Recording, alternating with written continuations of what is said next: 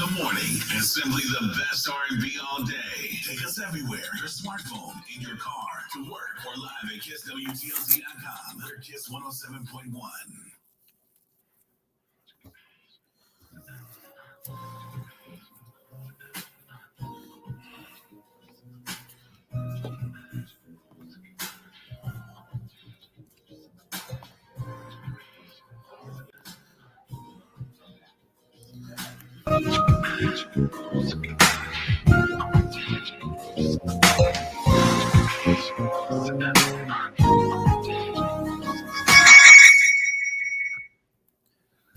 Good evening, ladies and gentlemen. This is Kareem, your host for the next hour.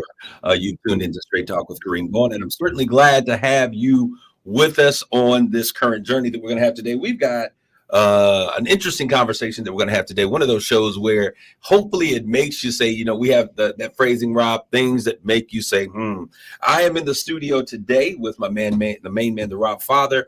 Rob, welcome. How you doing, my man? I'm fine. How are you? I am doing absolutely wonderful. Good. Rob, you seem to be in a good spirit. I see the smile on your face. I always love it when you're smiling. Always in a good spirit. Always in good spirit. All the time. my mind dictates what I do, and sometimes it doesn't show on my face, or sometimes my face shows I'm not happy. But I'm thinking, You're always thinking. Well, that's a good thing. Well, I certainly want to say hello to Elmer Ball Collier, Jenny Demore, you two are the first two that are in our live stream. I want to thank all of you that are listening to us on the radio on KISS 107.1 FM WTLZ.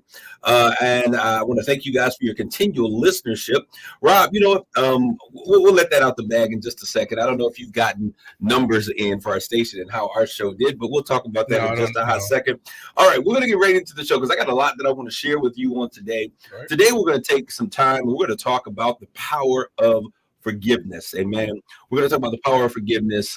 So many times, people do us wrong. We have our emotions. We have feelings. They do things that hurt us, and we struggle with how do we get from underneath these feelings? How do I let it go? How do I move on? Somebody say I need to forgive and forget. Other folks say I'll forgive it, but I won't forget. What is it that we need to do? How do we move forward? How do we not allow the weight of this emotional experience bury us in what we're feeling? So get the family, get the kids, get the children, call the ex. And let them know that we're going to have this conversation on the power of forgiveness. And so I want, first of all, just to let you know, each and every show that we do here at Straight Talk, we are so excited to be able to have you guys here. So if you miss any of this good stuff, my man, the Rob Father, he makes sure that he puts this information in a podcast on KissWTLZ.com. You can go there and find this show and other shows and listen to them in entirety. Again, hopefully this will be one show that you will play again. All right, I can't wait any longer, Rob. I got to let the cat out the bag. You guys are listening to Straight Talk with Kareem Bowen. You're at number one show in this particular now. Our main audience, I think, is 25 to what, Rob? 25 to, I don't know, 54 or something. For women, primarily. For women, that's our main listening audience. Right. And that's so our target audience. Absolutely. So you are listening to, you have helped us to be number one. Congratulations. By your continued listenership. I was cued in on last week, and Rob, I was talking with our content director, Yvonne Daniels, and she was like, Kareem, just play a show from take the day off, enjoy yourself. I said, you're feeling awfully good. She shared with us the number. So I'm so excited that you guys are continually listening and you guys are tuning in. And, when we started this show, the reason I wanted to do this show, I wanted to provide information, motivation, and inspiration to our community and to empower us with the facts. And many times we don't move and we don't do because we don't know. And so a part of what we do here at Straight Talk is to encourage you all to get involved with the processes that are around our community, to stay informed with what's happening on the streets, to make sure that you are present in everything that we do, to show up for games like kickball that unite our city, Chucky Lawrence, but also to city halls and to all of the planning commission meetings and things that are going on, student conferences. Wherever there is an opportunity for you to impact, I want you guys to show up. And you guys have been listening. We have been able to engage. We bought backpacks. We brought back, events that we haven't done for years. We have been so integral, Rob. At my right hand is my right-hand man, producing the show and putting together the podcast and just really trying to do our best to make our impact. Rob, how do you feel, my man? I'm ecstatic, but it's all on you. You know, it's your show. So, you know, I just doing my thing here because I enjoy being behind the scenes. That's why you never see me on camera, you know. Sometimes I make him get on camera.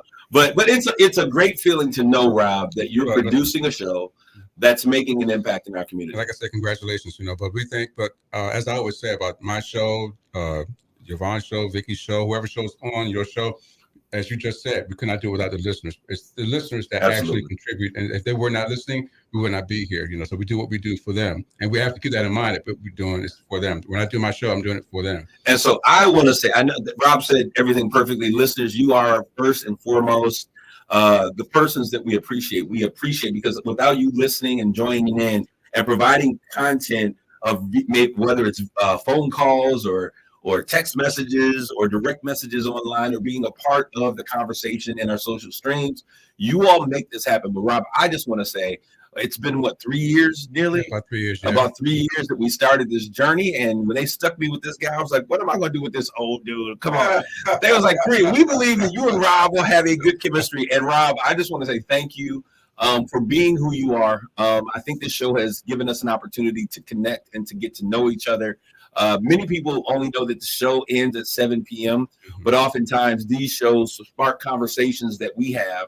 And we have amazing shows like the one that you aired on last week, where we were talking about, the foster care system. Right.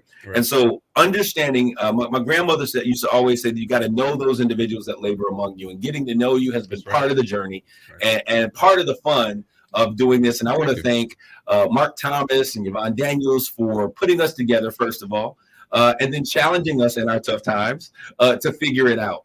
And so I just want to say you have been amazing to work with, and listeners, you have been absolutely amazing. So you know what we're going to do? We're going to talk about what's on my mind. It's time for me to get on my soapbox, and we're going to hit it and get out of it. First of all, I want to start off. Flags are at half staff. The Queen Elizabeth has died. The Queen of England has died. And to many of the United States, when we think about the Queen, you know, some of us are enamored with history, but many of us are saying, what does that affect me? How does that affect me? She's the Queen of England. The only thing I think about when I think of England is slavery, and that is the feeling for many of us. But the Queen has died. For those of you who are history buffs, now there is something that is out there, because as she dies, we understand that Prince Charles, which has been whom we have known him for his entire life, now ascends to the throne, and he now becomes King Charles III. And his son, Prince William, now stands to be second in command. He's second in line to his, and he probably will probably see another changing of the guards, because Charles is 73 odd years. And so we'll probably get to see this again. But the real story is, because I was sharing before that on another platform that I was like, I don't want him to be the king. And there was a caller, a friend of mine had a caller, and they said, well, you know, I just got back, from talking to my friend in Great Britain, and they are feeling the way that you felt. And a part of my sentiment was like, dude, you did, Princess Diana wrong. She's died. Now he gets to be king and lives with Camilla Deville. Camilla, the Duchess Camilla. I'm sorry, I'm thinking in one dimension. That was intentional, y'all. But anyways, and so he gets to live, happily after with Camilla, his wonderful bride. But I'm going to tell y'all, be queen consort, whatever that word is. None of that stuff means anything to us, anyways. But she is his queen, right?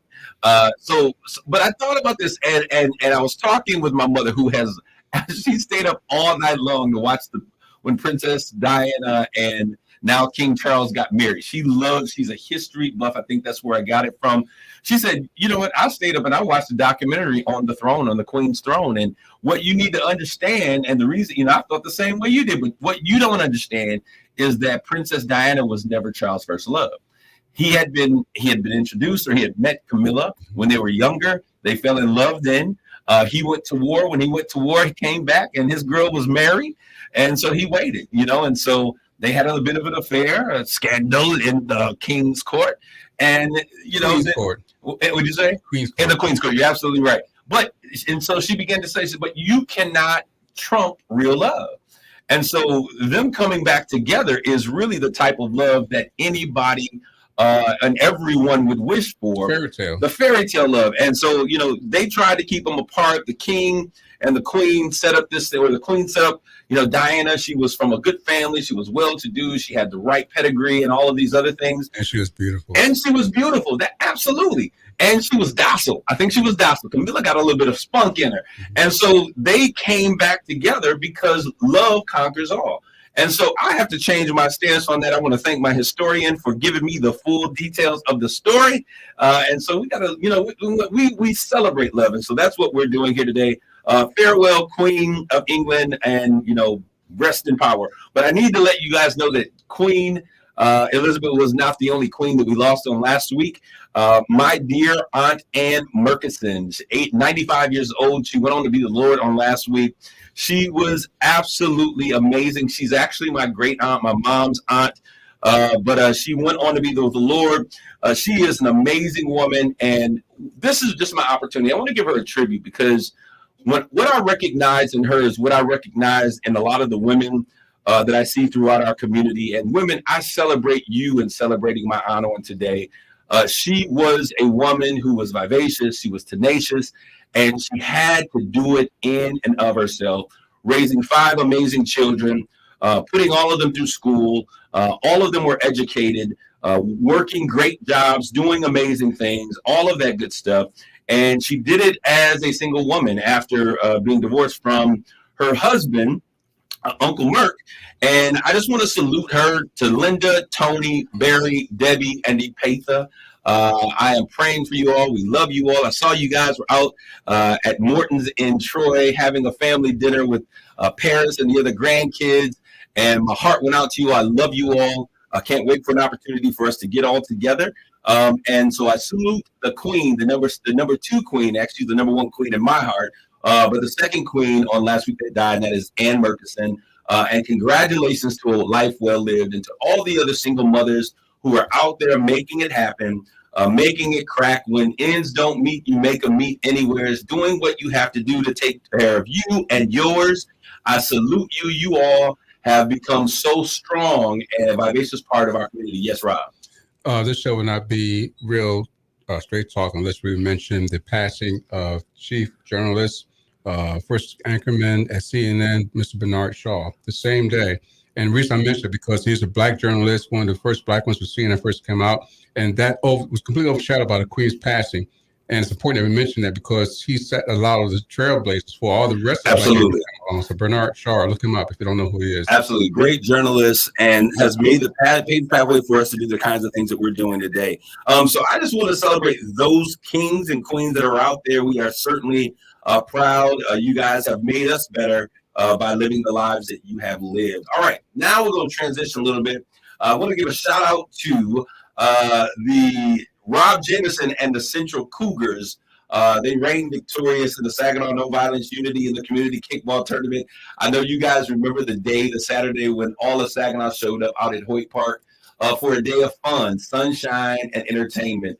And that day was rain. It was so beautiful. I think God began to cry, and we couldn't handle it. So much rain. It ended the games. Well, they made up that tournament on this weekend, and once again, Rob Jamerson and the Central Cougars reigned victorious. So congratulations to everyone who was a part of that Central Cougars team, and those who rail, I think, is purple and blue or purple and gold or whatever the colors are. We salute you. So great job to once again to Chucky Lawrence, Disco Rob, Black Bruce. Great job, young men. I also heard there was some recognition that went around. You guys receiving recognition for being innovative in the way that our community deals with bringing peace into the community. So congratulations. What I love about this story, and I want to give you guys a challenge that are out there, is that this is, we talk about Stop the Violence campaigns, Rob, and we see marches and we see protests. And then what are the pastors going to do?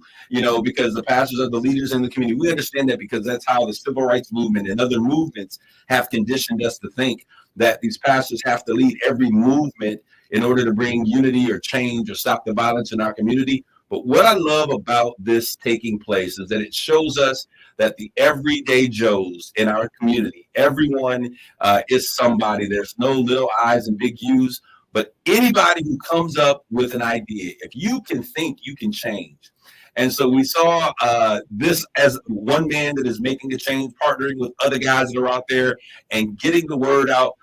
Black Bruce, I want to give you a shout out because when I think of you, I see all the parties that you do in the community. I see all the drop it like it's hot stuff that I'm never going to attend parties, and but I see you doing that thing. But I also saw you take your talent and your creativity and you turned it toward the community. And I just want to challenge you and Disco Rob and other guys that are out there to take that talent that you have and make something amazing out of it. And you can use it you can do it using the tools that you are already using, promoting events and doing the things that your guys are doing in the community. So once again, shout out to all of you. But the challenge for everyone is to change the narrative. I want to do the change the narrative challenge. And what that means is that I want you all to begin to think of ideas and events that we can change the narrative in our community. Whenever people are talking about Saginaw, we talk about violence, we talk about guns, we talk about shooting. Oh, it's crazy, it's crazy. And that becomes the narrative. That is the narrative that makes the television. But we have the ability to change the narrative by coming up with creative ideas that we can get people together. And the more we get people together for something positive, those are less days that people have the ability to say something negative about our city. We can always call Saginaw Sag Nasty because that's what it has been. And when we say Sag Nasty, we know what that means. I will never use the term Sagging Awesome. It don't even come from my DNA or in my blood or sound like what comes from the neighborhood I grew up in, okay? But we can make a change by doing things in our community different, by getting people together for things. We could have the ultimate fish fry, whatever. Let's do a change the narrative challenge that you come up with ideas and ways, and we'll figure out how to make it happen and how to put it together. I want to thank each and every one of you guys that are continually making Saginaw a better place to live. Congratulations, congratulations, congratulations. All right, so the city manager's master plan, we understand, or the city's master plan, excuse me. I want you to know that the groups are still meeting on this week. I know the CAP had a meeting.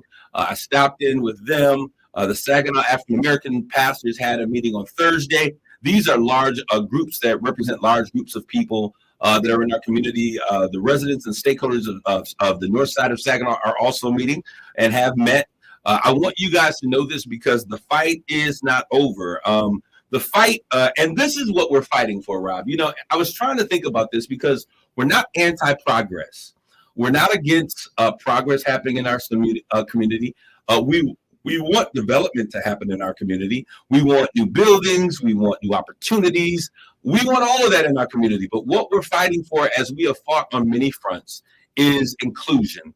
And I know that that's a word that all of our city offices, our city officials, our community, county, and state, those leaders understand that. And so many times, we don't have diversity and inclusion as it relates to the build out of our community. We usually have someone who is very wealthy, or individuals or groups or multiple groups that come in with their wealth, with their know-how and their talents, and they tell us what is going to be best for the community. They build it out. And many times we are not included in the process. So if we're looking for diversity, equity, and inclusion, we want that in every aspect of our lives. And so this is not something that we should be upset by, but it's about creating greatness through a collaborative effort with the community. I hope I phrased that the right way. Did I get that right, Rob? Yes, you did, because I was going to ask you if they understood the difference between the three. There's a difference between diversity, inclusion, and what's the other word? And equity. Equity, that's right. Absolutely. They're not the same. You can have a bunch of one white person and one black person in the community, but if they're not included in what you're doing, or they don't have equal power or equal say, what's the point? Equity means, or inclusion means you're inviting me to the table, right? Right. I'm there. Diversity is when you get a lot of faces that are there, and you see black, white, brown, yellow, green. Right. That's diversity. Right. Inclusion means I get to come and sit at the table. But equity means that I get to sit at the table. And not only do I get to sit at the table, but my microphone actually is turned on. Right. And not only that, but if I have trouble sitting up to the level that everyone else has, exactly. Equity gives me a pillow so that when I sit at the table, I have the equal standing as everyone else at the table. Exactly. And so we want these things to infiltrate every process of our community. I truly believe that when we have equity and inclusion, it brings about diversity, which I also think is the touchdown. It's when all of the best ideas, rich people's ideas are better than the poor people's ideas. People who are degreed, their ideas are not better than individuals who are undegreed, non-degreed, because we all have different experiences. And one of the things that I hated when I was working in corporate America, Rob, is when there would be a decision that was made at the top by someone who looks at the big picture, who doesn't understand how things implement or how they change in terms of the implementation. So you have the CEO making a change, but the frontline workers that deal with the people, it causes a situation that doesn't necessarily function the way that it should function, and is difficult in that process. So we just want to make sure that we bring forth an opportunity to have inclusion and equity in the build out of this amazing city called Saginaw. We believe that Saginaw is rising like the phoenix from the ashes. I think our better days are ahead of us. The worst is over, and the yet is yet to be. I want you guys to be encouraged in this process. So the city master's plan is underway. Groups are meeting. I put a call in to Tim Morales for that meeting, that 60-day pause to meet with the community entities that were there. I got a response quite promptly from his secretary saying, hey, Tim has received your message. We're going to work on putting together that opportunity for the citizens and the communities to sit at the table.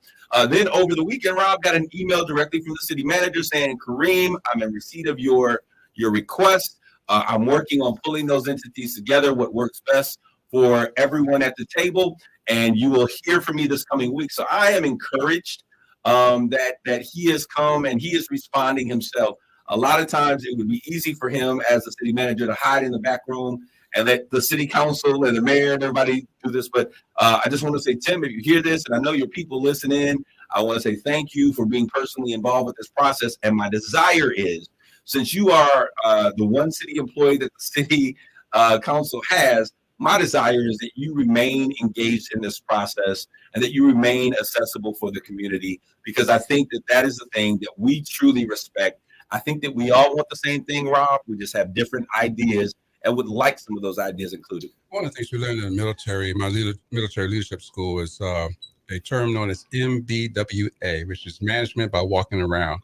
And you mentioned something about being on a high level of the authority of management, but not know what's going on at the bottom there. You got to be beyond walk along your troops or walk along your peers or your constituents. Absolutely. So the best politicians, the best preachers, the best whoever, are those that are in the community, know what's going on in the community. That way they have more of a say-so and a legitimate say-so at these meetings. They can make decisions and know exactly what's going on. They don't have to be told. They don't have to be told by Kareem or by whoever this was going on in the community. They know because they're part of the community. They're involved in the community. So they're walking around in the community and talking to people. Rob, you can't tell them that they don't have to be told by me, because I just made my number one ranking. For those of you who are just tuned in, hot off the press, Straight Talk with Kareem Bowen ranked number one among our target audience. So I want to thank you, Rob. So please don't make us obsolete the moment we finally make it to the stage. All right. So no, we certainly, but I understand your point exactly. And it's about engagement. It's about being involved with the process. And it doesn't happen when it's time to make the decisions, but we're involved with the process along the road. I want to give a shout out to SBSU. I'm still on what's on my mind. SBSU, they didn't done a thing. I'm going to tell you, SBSU, Saginaw Valley State University, and Dow, the Dow Chemical Corporation, my friends, they hosted the HBCU experience under the leadership, the driver of this, Tiffany Terrain, and they truly brought a piece of historically Black colleges and universities to the city of Saginaw. Thursday, they had a Tell Them We Are Rising party. This is what I'm going to call it. But there was a movie and a Q&A. The name of the movie was Tell Them We Are Rising. And that comes from the fact when one of the students in the South who is now being educated, he says, if the Northern African Americans, the Northern Blacks ask, how you guys are doing, what should we tell them? And the response was, tell them we are rising.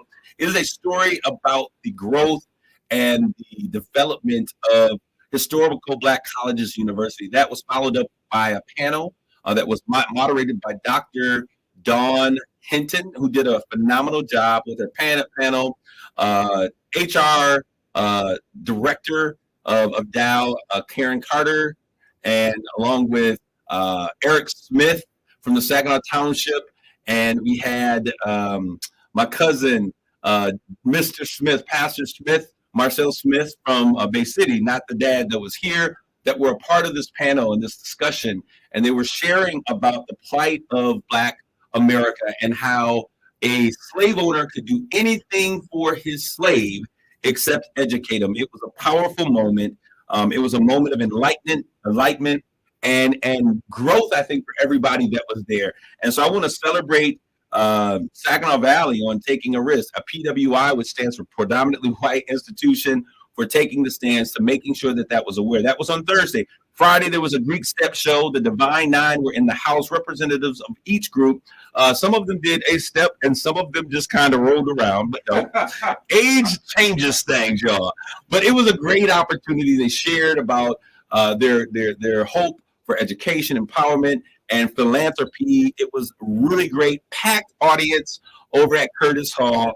Absolutely amazing. And we had the Saginaw United Drumline, which brought in the real deal cultural feel with having their drum line there. And the drum line did the thing. I want to give a shout out to my guy, Christian, and he was on those cymbals making it happen. And I just want to say I was so proud of you guys. It was just amazing. So to see that happen, to see you all take place, to be on an institution of higher learning, a PWI at that, taking the time to understand the importance of celebrating Black excellence and what that means. And then on Saturday, there was a tailgate and a game versus Bowie State with a halftime band performance. It was what I consider Black excellence. It was a great and absolutely wonderful. We're going to take a quick commercial break. And when we come back from this break, we're going to get into today's conversation. How do we understand the power of forgiveness? Stay tuned, and we'll be back with more Straight Talk. You're listening to Straight Talk with Kareem Bowen on KISS 107.1. Culver's could have only started in Wisconsin. Hi, welcome to Culver's. Just ask our team member, Sarah. When you order a Culver's Butterburger, you're never just a customer. You're a guest in our home. See, where we come from, people do right by each other. It's why we cook each Butterburger to order just for you, right down to getting the perfect sear on the beef.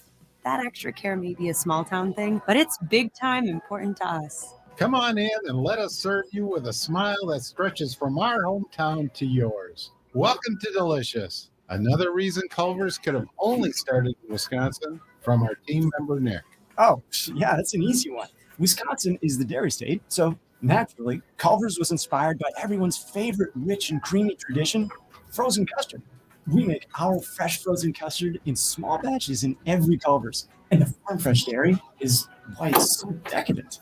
It's a batch, or batch, made in heaven. Come have a taste of Wisconsin. Welcome to Delicious. Like bones, your teeth lose density and become weaker over time, which can lead to tooth decay. And that can make your visit to the dentist feel like this. But if you want your dental visit to feel like this, try Crest Densify. Crest Densify actively rebuilds tooth density to extend the life of teeth by remineralizing enamel. Densify from Crest, the #1 toothpaste brand in America. Smile, Crest has you covered. You know, back when 4-time champion John Sally played pro basketball, he was Money. But when you play the Big Spin Instant Game, you can win Real money. The Big Spin is back with instant prizes up to $1 million and a second chance to draw. 20 lucky players can appear on TV. John Sally. I don't know. They may just be calling me. I don't know who it is. See who it is. Maybe it's a family number. I don't know. Big Spin Instant Game. Because a little big money play can make your day. Knowing your limits is always the best bet. You're listening to Straight Talk with Kareem Bowen on KISS 107.1. Hey, this is Kareem Bowen, and we're back with Straight Talk. We're receiving calls here at the studio. Not sure who it is, but if you're looking on or listening in on the radio or social media, why don't you jump into our social media stream? We're not taking calls today, but we hope that you have an opportunity to share your insight or maybe a question that you have. But today's show is about the power of forgiveness, and I hope that you guys are ready for this journey. Let's take a journey together. This show, as I said, is about information, empowerment, motivation, and inspiration. And to me, motivation and inspiration are two very different things. Motivation deals with your emotions. It taps into that place it empowers you to move and encourages you to move. And what I mean by that, when you go off and maybe you're doing Amway or some of these multi-level marketing things, you go in and they have these conferences and they motivate you. They stir up the gift that's on the inside of you and challenges you to become your best self. The difference between motivation and inspiration is simply this. Inspiration brings scriptural principles and it shines God's spirit upon that conversation or the information that is shared to bring enlightenment and empowerment to everyone that listens. All right, so today we're going to have a conversation, and hopefully this is something that will help each of you. It's something that I have been dealing with myself, of the road that I've been traveling over the past several years. And I just want to encourage you all, because it is such an empowering thing when you can say that you have learned and you have been able to experience and accept the power of forgiveness. When we talk about forgiveness, forgiveness is one of those things where you can pass certain of the preliminary tests. You know, Rob, it's funny because I was talking to somebody and they were talking about they had to go get some urine. And I was, talking to a younger person, like, I got to go get some urine. I'm like, what do you mean you got to go get some urine? They're like, I got a drug test. I'm like, what do you mean? Like, how you go? If you've been smoking, how you gonna pass the test? And so he told me that he knew some place where he had to go get some urine, and he actually goes in and he's using someone else's urine. So he can pass the preliminary tests to get in, but there will yet be some indicators. There still are going to be some symptomatic issues that are going to arise from his employment once he gets into the process. And so when we talk about, did you know people did that, Rob? Yes, I did. Oh my goodness. This is one of the reasons, since as far as when the Navy started, or the military started many years ago, there'll be people try to switch things up. So we now have people, well, they don't do it now for privacy reasons in the civilian world, but there are people who are in the same room as you who watch to make sure you don't switch things up. Good Lord, we can't let you go to the bathroom by yourself. What in the world? The techniques have changed now. They can use things as fine as a hair follicle, whatever. They don't necessarily need urine. Yeah. Urine has a more faster telltale indicator than anything else. I'm not completely lost at that one. Yeah. So what I want to say is, so they get the chance to pass some of the preliminary tests, but there are going to be symptoms that are going to be consistent. And when you come to work high, for example. Absolutely.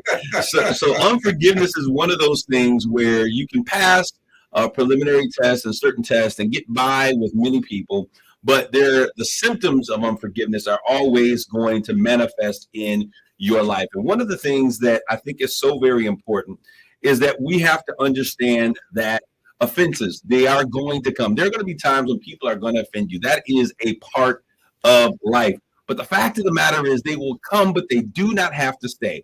I'm going to share with you all a biblical principle.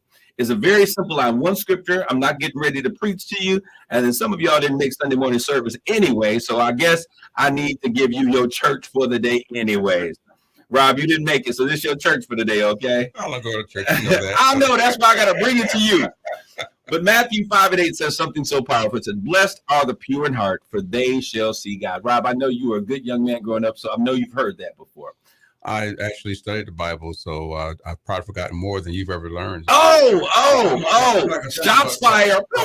But I just World star. It's why I'm, who I am today. All right. So I'm familiar with that verse. Yes, sir. Absolutely. Blessed are the pure heart, for they shall see God. Blessed are those who have a system that is tied to their heart that enables them to flesh out the offenses that come in life and able to stay pure. And when I thought about this, I thought this was so interesting and profound. And I wanted to share it because so many of us struggle with forgiveness. We struggle with being able to let go of the past, let go of offenses. And when we look at that word, blessed are the pure at heart, the word pure is synonymous with the word cathartic. And I often say that, we hear that crying is a cathartic process. And what that means, it is a cleansing process. It is a way for you to release and to relieve and to cleanse your soul and your spirit of the things that you're dealing with. And crying is cathartic. But there are people out there who says, I'm not going to cry. As a matter of fact, Mary J. Blige wrote a song about it. Said, I'm not going to cry. I'm not going to cry. I shed my last tear. Mary, Don't stop crying. Maybe you should change what you're crying for. Change the fact that you're crying because you were hurt, and change it because you're crying tears of joy because you are learning your next lesson for your next relationship. Why can't it be both? I mean, do it for both. But the thing that I don't want you to keep crying over the same glass of spilled milk over and over again. That's how I took Mary J. Blige's song, because when I went through my divorce, it was the thing of, okay, I'm not going to cry over that, but I'm happy that I'm going through this experience because I'm not going to go through it again.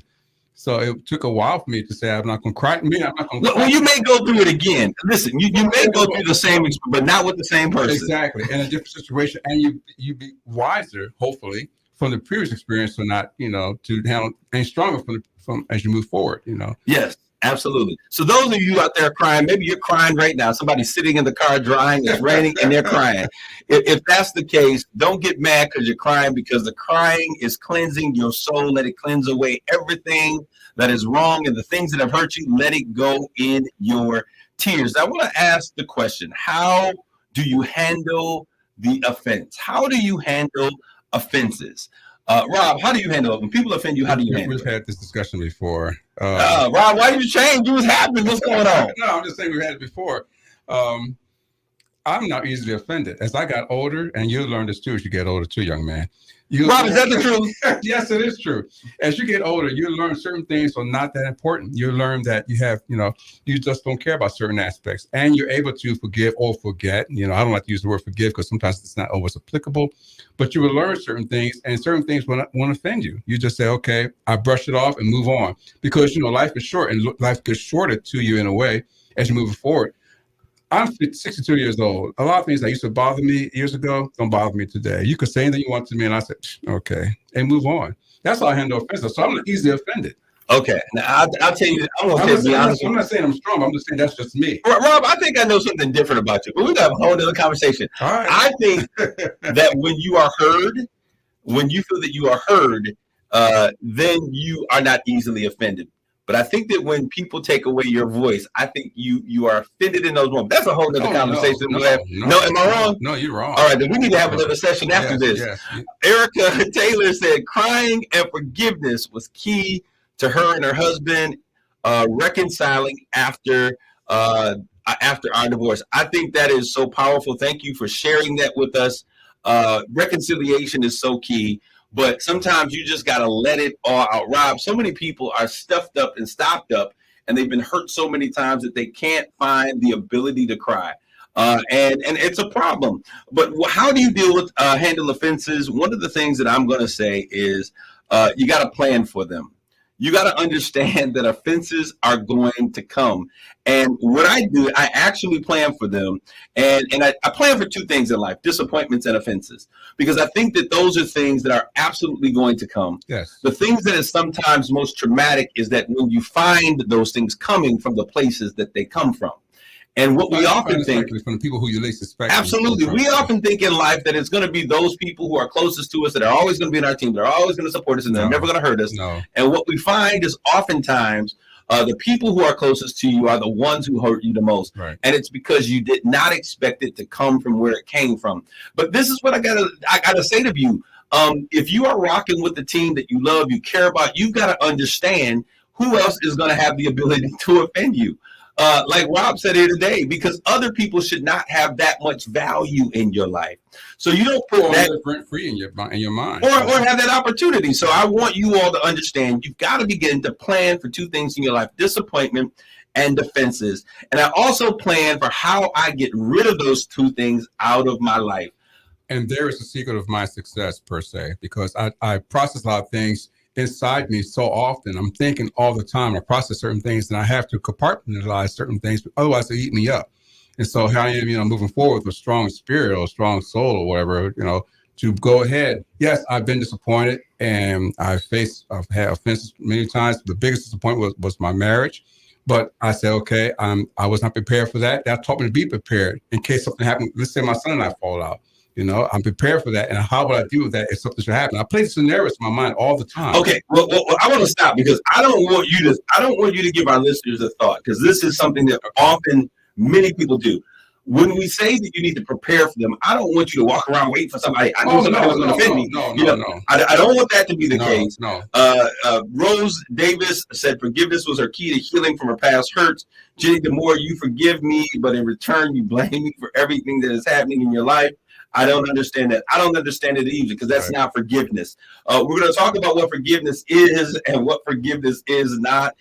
We don't have a ton of time, so I'm going to get right to the meat of our conversation on today. So I always plan for two things. I plan for disappointment and I plan for offenses. And what I mean by that is this. Every time I set out to do something new, I always know that there's going to be some part of the process that I cannot control myself. And so I plan. Some people say you plan for anything negative that can happen. One of the most negative things when you're doing something is a spirit of disappointment coming into the place of your inspiration. Because whenever you allow yourself to rock with disappointment as your teammate, it always dries up and drains the life out of all of your creativity. So I allow myself to be, I put it into the plan. I'm going to do this. There's going to be a disappointment along the way. What do? I shake, rattle, and roll. I shake it off. I rattle, meaning I make a little noise. I might cry for a moment, might scream, hit my chest, I'm the man, and then I roll right out of that situation. Shake, rattle, and roll. So you gotta shake it off. You gotta rattle, make the noise that is going to help you to get released. Sometimes I just go outside and I yell when things happen, and then I roll. I let it roll right off of my back. So that is what I often do with those things. And it's important for you to understand that when you plan for disappointment, when you plan for a failure, someone said, well, I plan to succeed, but we often have to make provisions for setbacks or things that are beyond our control. I'm thinking at the prize, I'm thinking I'm successful, I'm thinking on the main goal, but I have to be realistic. Understanding that anything that I do, I am not fully in control of how people respond. I'm not fully in control of how many people come to the event or how many people purchase what it is I'm doing. So I have to have contingency plans that answer. I really think about things that could go wrong, and I try to answer those things before I get to that place. And someone brought up the idea of marriage. It's funny that you don't talk about prenup after the marriage. After you've gotten married, you talk about a prenup before the marriage. Why is it that attorneys want you to talk about a prenuptial agreement while things are wonderful, while you're on vacation? I told the church today, I said, how in the world could you ever have a bad time picking out new clothes, planning dream trips, and spending time with the person that is at the top of your love list? It's impossible. But it's in the time when things are going well. If you're going into business with somebody, whatever the type of the relationship that you have, you've got to talk about what happens if this business doesn't work out. How do we dissolve this business? How do we get out? You got to have an exit strategy. And so that is why it's important that as you do in your life, and Erica Taylor, thank you. True, I am disappointed and offended daily. It becomes significant when it happens by those that I care about. However, I must forgive them, just as I want them to forgive me when I'm offended. I'm always amazed, Erica, at people who are offended or people who have forgiven are the people that find it hardest to forgive. I give my all in whatever I do, and doing so I improve. For me, I realize that it is not always to win the prize, but it is my growth because the journey. Don't negate the journey. You have to always keep in mind that life is a journey. So I appreciate that really well. My life's vision and purpose, I need you all to understand this. And I said this to myself all the time, that my life's vision and purpose, they don't include space or energy for my offenses. Write that down. That was good. Y'all know that. And I say this, I always tell myself, Kareem, you don't have time for this. You don't have time for this. You don't have time for this. I make it my life vision to understand that my life's vision does not have space or energy for offenses. I don't have time to manage your insecurities. I don't have time to manage your issues with me. I don't have time to manage the words that you have toward me or think concerning me, because I'm too busy being purposeful. And a lot of times people take that as though I'm aloof or I'm arrogant or I'm conceited, but I just don't have time for your drama.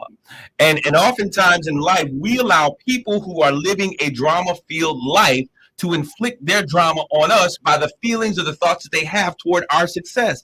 It ain't you, baby, that they got a problem with. It's you doing what they can only watch you do. And so I need you to understand that you've got to allow yourself to get to a place in life that you don't have space or energy for drama, because it is not, there's no space for your drama or energy in my purpose and in my goals. Somebody say hashtag goals. Please, no time for drama. And that is the truth. Rose Davis, once again, I said that already, but we thank you all for these comments. Keep them coming in the social media stream. So dealing with the fences, I often say, is a catch and release sport. And if anybody, Rob, have you ever fished before?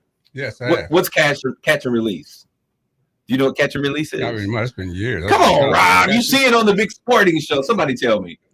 Catch a fish and release. Okay, my man. Simple. All right. And dealing with the fences has to be a catch and release sport for you as an individual. You have to be able. You're not catching the release. The fish release is thrown at you. Well, it's thrown at you, and you're either going to get hit with it or you're going to catch it. And many of us tend to catch it because we hold on to it for a little bit. I ain't going to lie. Let's be real with this. I don't walk around, always people say things that I just smile. No, sometimes I got to step down and have a conversation with somebody who knows me, who has my best purpose, and it was aligned with the vision for my life. I have that conversation so I can let it go because a lot of times people don't realize it. When they say crazy stuff to me, Rob, man, I get on my email, I type out my emails, I type out my text messages, I proofread them. Once they're proofread, I make sure that it's perfect and then I delete it. Because a lot of times offenses simply need an exit strategy from your life. And sometimes you got to write them down, write the letter, tear it up, ball it, put it on fire, whatever. Sometimes you got to write the text message. Please don't hit send, delete the text message, and do the same thing. You've got to get it from the inside out, because as long as it's on the inside, it will allow you to continually, it'll fester in your spirit. Now, I used the word cathartic before, and I said that crying is a cathartic process. But when we think about this, blessed are the pure at heart. Blessed are those individuals who have the ability to take an offense, you catch an offense, you receive offense, you're hit by offense, whatever it is. You become offended, and then you're able to have a system in your heart that allows that thing to process and to be released. Now, when I began to talk about that, it brought me to the idea of a catheter, Rob. And oftentimes when you're in the hospital, if you are on a situation where you can't get up, you can't walk, you can't move, you're hurt, you're immobile, they'll put a catheter on you. And what that catheter does, if it's a partial or full, but it removes the toxin. It removes the things that are detrimental to your life, that could cause you illness, that could create toxicity in your spirit or in your body. It removes it from your system without you even having to think about it. Now, think about this. This is a powerful thing. When you go to the hospital, they put something on you when you've been wounded that removes the things that could set up in your system toxicity without you even having to think about it. Why? Because a good doctor recognizes that whenever you allow things that are toxic to stay inside your body, it will toxify everything, and everything becomes damaged or destroyed, because you have to have a process by which your body can filter the things that are detrimental to your life. Rob, I see you smiling over there. No, I can relate quite well. Okay, you're relating. You're relating. All right. That means I'm doing something right over here, y'all, right? You mentioned earlier that when people hear me, but my process of, what's the word? I can't think of the word. Your cathartic process is to talk to myself. I talk to myself a lot. I process a lot of things, but when people say things to me that I don't like, I'm at home alone and I do a lot of talking to myself, and I process all that. You mentioned about writing it down and whatnot.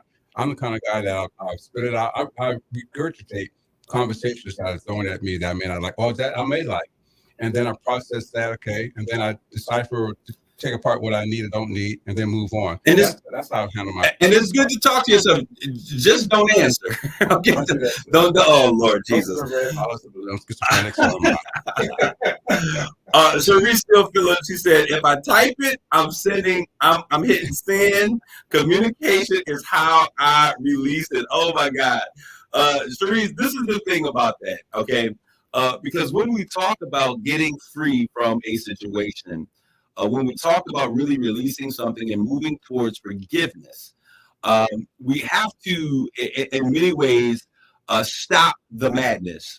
And I tell people all the time that you have to find whatever process that allows you to stop the madness. Now, maybe writing out the text message or the email and sending it, because that's how you get your release, because you just got to give them a piece of your mind. No, I just got to get it off my chest. But the fact of the matter is that the more energy you feed into a situation, you give life to that situation. Exactly. And you enable that situation to live another day. Right. I'm trying to help my folks out there. And if that's your process, how is it working for you? We'll come back and fight you later on. That's Rob, not me. But I asked you the question, how's it working for you? Because the fact of the matter is, I don't just want to get free from my issues, but I also want to stop giving energy to because I told you there is no space or energy in my vision or my purpose. And I will tell you, Sharice, that any energy that you give to negativity, to offenses, to those things that are out there, that really is energy that you take away from your vision and your purpose. And so I want to encourage you guys that as you do this, that you allow yourself the opportunity to not only be free from the situation, but you stop the more you fight. And I say, this is where I'm going to take you to church. You know, God says that he will fight your battles, but he's never going to jump in and make the numbers and outweigh you in terms of the battle. So if you want him to fight, then you've got to stop fighting. And the moment you stop fighting is the moment that he begins to fight on your behalf. So let's say that again. My life's vision and purpose don't include space or energy to manage offenses. That means that the moment you say, I just got to give them a piece of my mind, that's one less piece of you have of your mind for the energy that you need for your vision and your purpose. Catch and release sport. You catch it and you release it. People go fishing for marlins. They catch the marlin. They take a look at it and they deal with it. They process it and they release it. Certain fish you don't keep, clean, and eat. Some you just catch and release. And many of you are continually eating the offenses. Someone hurts you and you continually mull over it. You deal with it in your mind. You can't let it go. And you're allowing these individuals and these ideas and what someone else has done to you to live rent-free in your life, okay? Cerise, I'm making light, but I agree with you on it. I'm just making with you, and I'm glad that we're able to have this discussion. We can laugh about it, but the reality of it is when you're in a space that you're really trying to forgive, there's no laughing matter.